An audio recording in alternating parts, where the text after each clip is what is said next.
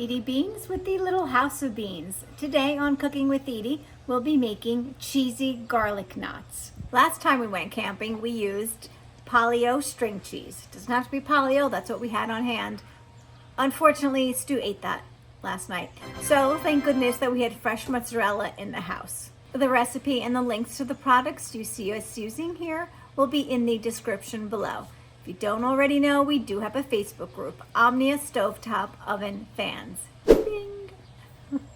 And our cookbook, Outdoor Cooking with Edie, available on Amazon, link in the description below as well. We will try to do as many giveaways as possible. This giveaway is going to have our non-stick ceramic pan.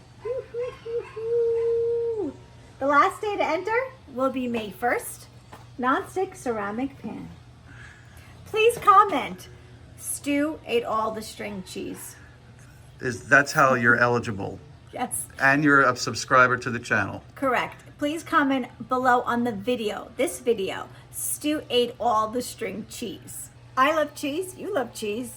Stu definitely loves cheese. And who doesn't like garlic?